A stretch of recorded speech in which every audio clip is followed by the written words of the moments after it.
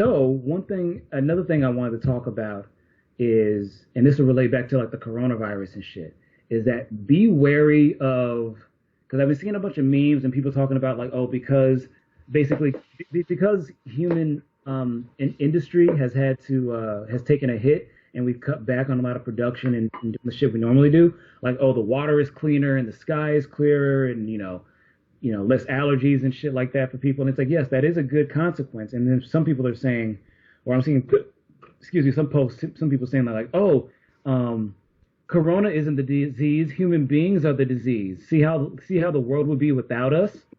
It's like, look, human beings are not a disease. We can organize our way to do things. Yeah, there's always going to be waste, and there's always going to be waste associated with us. I mean, until every individual dies, there's always going to be runoff and bullshit like that. But we can already reduce the way that we consume, and we can already change the way we do this shit. And by the way, don't ever let somebody use this shit to get you down, because the vast majority of pollution in this fucking world is created by less than like half a dozen companies around the fucking world. Yeah. Okay, so if these people are talking about, oh, the water's so clean and the air's so clean, it's like, oh, human beings are the disease. No, these greedy fucking capitalists and these greedy fucking people who run these factories and these sweatshops who don't want to change shit and improve conditions and make things better for people because that would cut their margins. No, they are the fucking disease. And if you want to say somebody doesn't deserve to fucking exist, they're the motherfuckers that don't. Yeah. Because Oh, go ahead. Oh, no, I was thinking about the other day how a lot of people who have to work at home and all that, if that might play a role after this, that maybe, this might reduce, people working maybe 3 to 4 days out of the week instead of 5, kind of, limiting, if it's possible that people that are adapting to working at home, if that's going to be the fact, then I mean, just thinking out loud, but yeah, I wouldn't mind if for these people that say for instance they make $20 an hour, but after all this, if they told me like, oh well, you can actually work at home, and I mean you can come into the office 2 days out of the week, but we're gonna cut your check by $2 to $3. Yeah. I wouldn't mind. I honestly truly wouldn't mind. Saving gas and carbon footprint, like that would make a huge change in our habits and helping out with climate, reducing climate change. No, I absolutely agree. The only problem with that is that the people who can work from home, those jobs, it's already so small. Like most jobs require people to be on site because just because the way our economy is structured, like we have a consumer society, society. And so it's like, I think it's over like 70% base consumption, which means we need people out, buying furniture. We need people out, buying new phones. We need people out buying this shit. And it's like, yeah, more people are buying stuff online, but the vast majority of purchases and shit still happen face to face, and most transactions happen face to face. And so what this whole crisis has shown is that so much of our economy is redundant and decades behind, because a truly efficient economy would, have the means to be able to take care of their people and allow them to still be productive in the midst of this crisis. And so the thing is, I completely agree that like if I could do my job from home and they pay me, the same or just a little bit less, or maybe I have less hours, I'm like, fuck yeah, I would do that and just try to make up that income doing other shit, probably focusing more on my creative, which I'm doing right now, because the thing is, like the whole example I gave of people who repeat stuff like that, even if they don't necessarily know it, what they're repeating is the philosophy of eugenics and ecofascism. Now, what that means, if you eugenics, for those that don't know, it's basically treating human beings like plants and like animals, like, oh, we can breed certain traits and certain behaviors and stuff out, which is like, when people's groups mix, skin tone and hair and, different predispositions to diseases. Yeah, that's all, that's all very real. And actually happens. But eugenics was specifically designed because It was designed by Western Europeans at first to designate Eastern Europeans, because they'd be like, oh, their tongue, their language or whatever, their religion or their social practices made them inferior to the more quote unquote enlightened Western Europeans. And and then basically as Western Europe started to colonize the world, they just applied the same thinking to every other group of people they came to interact with. And so, eugenics is basically just the philosophy that there are certain behaviors like, oh, criminality or intelligence or morality that can be literally bred out. And so eugenics was the basis of the Atlantic slave trade. It was the basis of the Holocaust. It was the basis of, hell, even Stalin implemented that shit to a certain degree. Because it's the belief that certain elements that they can either be bred out or that you have to completely exterminate a group of people because behaviors, you don't think behaviors happen at an individual level, you think they happen at a group level.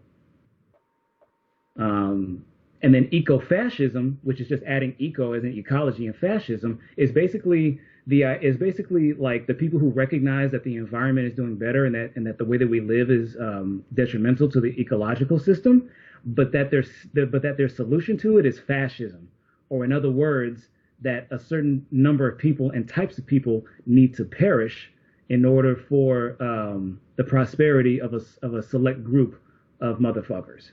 So it's like, be wary of that, because that person, whether they're who's repeating that shit, they may or may not be aware of it, that they're repeating that shit. That basically what they're saying is that, oh, some people deserve to die because some people deserve to die for the benefit of other people because the way that they behave or the way that they act or think is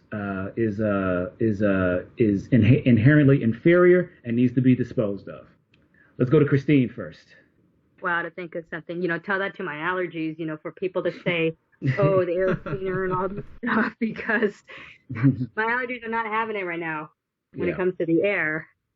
But I'm gonna have a mixed answer on that one, because I feel maybe both parties are to blame. I've been seeing pictures all over the internet, how there's people are saying, oh, look at the water's clean, or, the air, the pollution, I'm very mixed. I would say everybody plays a part and a role. Everybody. Right. But I mean, the thing is that like it is weighted differently. So like, right. So kind of like with the stimulus bill that was passed, right? It's like, yeah, there's shitty Democrats and Republicans, but right. it was the Republicans that were primarily trying to give the benefits to like Trump's businesses and to more breaks for the wealthy and big businesses and shit and blah blah blah. So it's like, so in this situation, it's like I said earlier, is that while individual people, we could be better about using renewable sources of energy and shit like that. But the thing is, we're not responsible for creating that shit. Most people nobody creates the cars that they use. Nobody mines the oil and petroleum that we put in our cars. We get that shit from these corporations, which I think it's like 7 or 8 corporations around the world that are responsible for like almost half of the pollution. So the thing is, if we would get these major corporations to just reform their shit, that would take care of more pollution than individuals could do all around the world. Absolutely. Let those corporations take the responsibility. Yeah. They need to be responsible for their actions. Right, because that's what enables other human beings, that's what enables individuals to be able to do right. Because if Teslas were as readily available as Honda Civics, there'd be a lot more Teslas on the road around the world. But for multiple reasons, that isn't the case. And, it's why there's still so many cars. I mean, hell, the car that I drive is over 20 plus years. You know what I'm saying? I know it's not the most efficient shit, but it's like, it's what I could afford at the time and it's still kicking. So I'm going to keep using it, even though I know it's worse for the environment in the long run.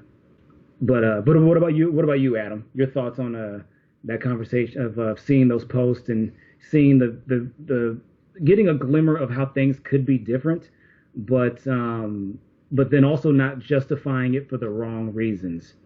I mean, just going way back, it's like change, like from going back to normal, like this has to change. I mean, like I guess you do see results in a way, but I mean, it's so easy to slip back, people still falling into consumerism and all that.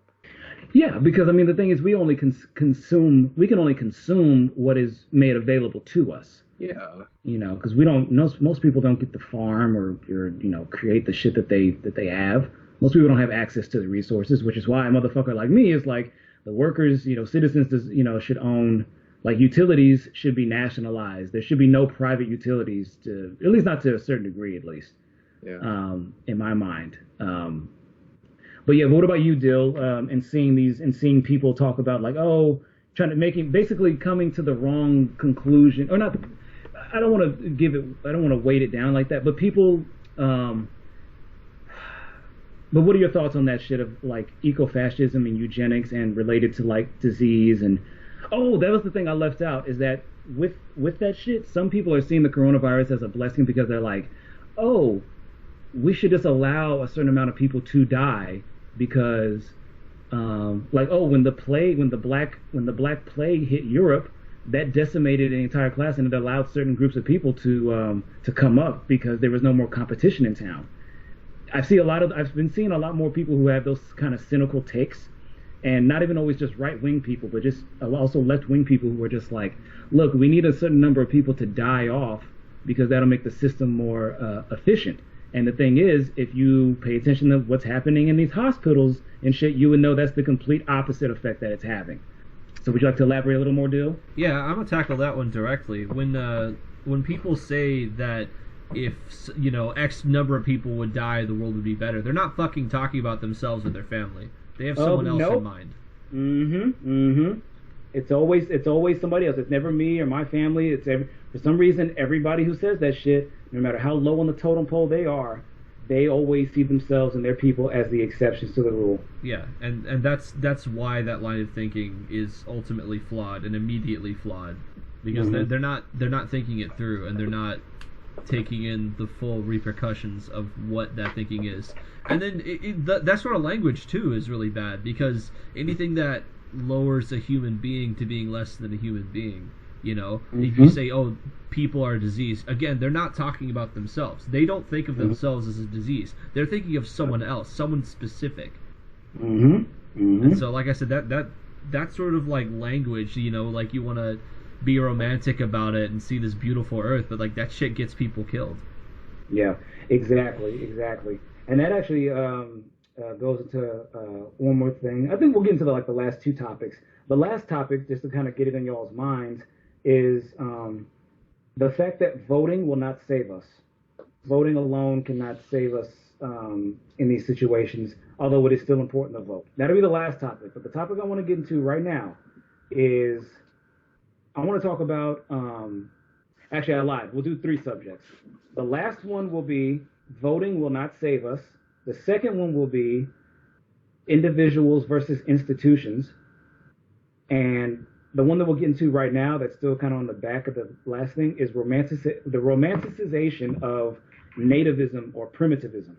So there's, along with that, people talking about, human beings are disease, or that we need to revert back to, life being having less technology, or going back to the way things used to be in some imagined primitive paradise where there was less technology and less medicine and shit like that. It's like, the thing that people don't accept is that, part of the reason why human beings have been able to become what we are is because of how much we adapt to our situations and make the most of whatever's there.